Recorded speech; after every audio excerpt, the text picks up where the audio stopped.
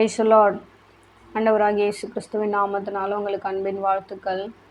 இன்னைக்கு ஒருவேளை நீங்கள் எனக்கு யாருமே எனக்கு உதவி செய்ய இல்லை, என்னை எல்லாருமே வெறுக்கிறாங்க, எனக்குன்னு துணையாக யாருமே இல்லை, என்னுடைய சிந்தனையை புரிந்து கொள்ள யாருமே இல்லை, என்னுடைய ஏக்கங்களை புரிந்து கொள்ள யாருமே இல்லை, எனக்கு உதவி செய்ய யாருமே இல்லை, என் மேலே அன்பு காட்ட யாருமே இல்லை, என்னை எல்லாருமே வெறுக்கிறாங்க அப்படின்னு சொல்லிட்டு ஒருவேளை நீங்கள் யோசித்து கொண்டு இருக்கிறீங்களா? இன்னைக்கு உங்களுக்காக தான் ஆண்டவர் சொல்கிறார். என்னன்னா, எல்லாருமே உங்களை நேசித்துட்டா உங்களை நேசிக்கிறதுக்கு ஆண்டவர் என்ன பண்ண தேவையில்ல, அவர் தேவையே இல்லை. இன்னைக்கு இந்த வார்த்தை கேட்டுக்கொண்டு இருக்கிற உங்களை ஆண்டவர் திடப்படுத்தும்படிக்காக சொல்கிற காரியம் என்ன தெரியுமா? இந்த உலகமெல்லாம் உன்னை வெறுக்கிறதுனால தான் நான் என்ன பண்ணுறேன், நான் அதிகமாக நேசிக்கிறேன். இந்த உலகத்தில் இருக்கிற எல்லாருமே உன்னை வெறுக்கட்டும், அது அப்போ தான் நான் என்ன பண்ண முடியும், உன்னை அதிகமாக நேசிக்க முடியும். மேலே எல்லாருமே குறை சொல்லட்டும், அப்போ தான் நீ நீதிமான்ன்றதையும் நீ உத்தமத்தின் வழியில் நடக்கிறன்றதையும் நான் என்ன பண்ண முடியும், இந்த உலகத்துக்கு காட்ட முடியும். இந்த உலகமே உனக்கு சர்டிஃபிகேட் கொடுத்துட்டா என்னால் சர்டிஃபிகேட்டை கொடுக்க முடியாது. அதனால் எல்லாரும் உன்னை பழி சொன்னாலும் நீ என்ன பண்ணாத, கவலைப்படாத. நான் என்ன பண்ணியிருக்கிறேன், உன் மேலே வச்சிருக்கிற நினைவை, அது உத்தமத்தின் வழி என்பதை எனக்கு நல்லாவே தெரியும் அப்படின்றத ஆண்டவர் என்ன பண்ணுறாரு, இன்னைக்கு கற்றுக் கொடுக்குறார். மனுஷர்கள் எல்லாரும் அவங்களுடைய கண் பார்க்குற விதத்தில் நம்மளை என்ன பண்ணுவாங்க, ஜட்ஜ் பண்ணுவாங்க. ஆனால் தேவன் என்ன பண்ணுவார்னா, நம்முடைய உள்ளத்தின் ஆழத்தை, உள்ளான அந்த இருதயத்தில் என்ன இருக்குது, நம்முடைய உத்தம வழி என்னன்றத தேவன் என்ன பண்ணியிருக்கிறாரு, பார்த்து கொண்டு வருகிறார். இன்றைக்கும் இந்த வார்த்தை கேட்டுக்கொண்டு இருக்கிற ஒவ்வொரு பிள்ளைகளுக்கும், நீங்கள் பெரியவங்களாக இருக்கலாம், நீங்கள் சின்னவங்களாக இருக்கலாம், யாரோ நீங்கள் வாலிப பிள்ளைகளாக கூட இருக்கலாம், இப்படிப்பட்ட சூழ்நிலையில் நீங்கள் வந்து கொண்டு இருக்கிறீங்க.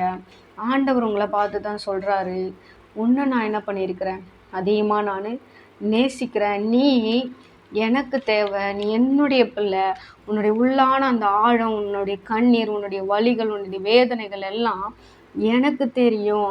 நீ ஆண்டவருக்காக நீ ஓடுகிற அந்த சில காரியங்களை எல்லாம் நான் என்ன பண்ணியிருக்கிறேன், பார்த்துருக்குறேன் அப்படின்றத இன்னைக்கு கர்த்தர் என்ன பண்ணுறாங்க, உங்களுக்கு ஞாபகப்படுத்துகிறாங்க. உங்களுக்கு என்ன பண்ணுறாங்க, உங்களை திடப்படுத்தி ஆண்டவர் சொல்கிறாரு, நீ எதுக்கும் கவலைப்படாத, நான் உன் மேலே நினைத்திருக்கிற நினைவுகளெல்லாம் எனக்கு தெரியும்.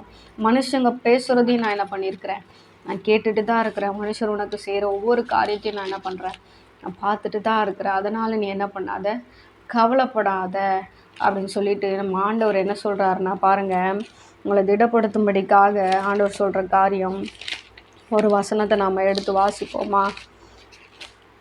வெளிப்படுத்துதல் புஸ்தகம் 22ஆம் அதிகாரம் 11வது வசனம் எப்படியாய் சொல்லுகிறது, அநியாயம் செய்கிறவன் இன்னும் அநியாயம் செய்யட்டும், அசுத்தமாக இருக்கிறவன் இன்னும் அசுத்தமாக இருக்கட்டும், நீதியுள்ளவன் இன்னும் நீதி செய்யட்டும், பரிசுத்தமுள்ளவன் இன்னும் பரிசுத்தமாகட்டும், இதோ சீக்கிரமாய் வருகிறேன், அவனுடைய கிரியைகளின்படி அவனுக்கு நான் அளிக்கும் பலன் என்னோடு கூட வருகிறது அப்படின்னு சொல்கிறாங்க. நீ ஆண்டவருடைய நாமத்தின் நிமித்தம் நீ கஷ்டப்பட்டு கொண்டு இருக்கலாம், இல்லை ஆண்டவரை நீ ஏற்றுக்கொண்டதுனால நீ கஷ்டப்படலாம், ஆண்டவருடைய பிள்ளையாக இருந்து நீ உன்னை எல்லாருமே வெறுக்கலாம், எதுவுமே இல்லாமல் இன்னைக்கு எல்லாராலும் வெறுக்கப்பட்டு ஒதுக்கப்பட்டு ஒரு சூழ்நிலையில் நீ இருக்கலாம், உன்னை எல்லாருமே குற்றம் சாட்டி கொண்டே இருக்கலாம். நீ என்ன பண்ணாத, கவலைப்படாத, நான் என்ன பண்ணியிருக்கிறேன், உன்னுடைய நீதி அறிந்திருக்கிறேன், உன்னுடைய உத்தமத்தை அறிந்திருக்கிறேன், நீ நடக்கிற பாதைகளை அறிந்திருக்கிறேன், நீ வடிக்கிற கண்ணீர்களை நான் என்ன பண்ணியிருக்கிறேன்,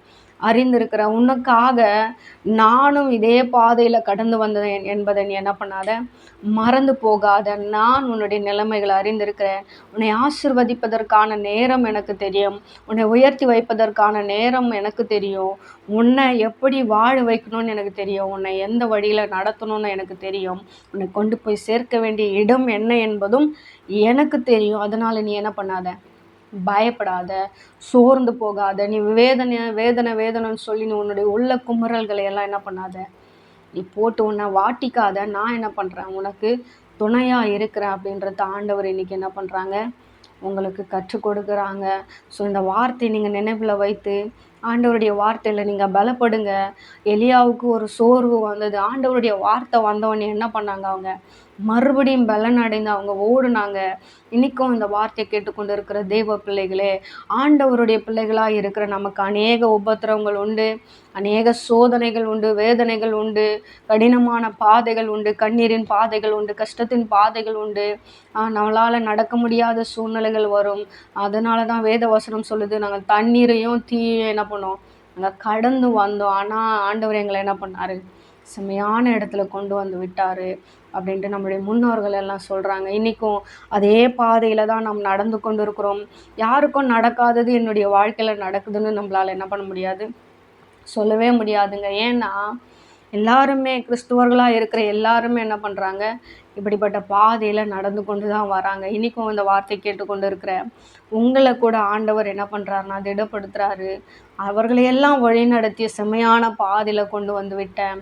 அவர்களை உயர்த்தினேன், அவர்களை ஆசீர்வதித்தேன். அதுபோல் நான் அவர்களை ஆசீர்வதித்து கைவிடாமலும் நான் இருந்தேன். அதுபோல் உன்னையும் நான் என்ன பண்ணுவேன்? ஆசீர்வதிப்பேன். உன்னை கைவிடாதிருப்பேன். கடைசி வரைக்கும் உன்னை என்ன பண்ணுவேன்? நான் நடத்துவேன் அப்படின்றத நம்முடைய தேவன் என்ன பண்ணுறாங்க? இன்றைக்கி நமக்கு நினைப்பூட்டுகிறார். இந்த உலகத்தில் இருக்கிற மனுஷங்க கூட கைவிட்டுருவாங்கங்க. ஆனால் ஏசப்பா நம்மளை என்ன பண்ண மாட்டார்? கைவிடவே மாட்டார். நாம் விட்டு போன்னு சொன்னால் கூட அவர் என்ன பண்ண மாட்டார்? நம்மளை விட்டு போகவே மாட்டார். அவ்வளவு நல்ல தகப்பன் அவர். இன்றைக்கி அந்த நல்ல தெய்வத்தை நாம் ஆராதித்து கொண்டு இருக்கிறோம். அதற்காக தேவனுக்கு நன்றி சொல்லுங்கள். அந்த தெய்வத்துக்கு நீங்கள் உண்மை உத்தமமாக இன்னும் நீங்கள் ஆண்டவருக்காக நீதியின் பாதையில் நடங்க. கர்த்தர் உங்களை ஆசீர்வதிப்பாராக. தேங்க்யூ. God bless you.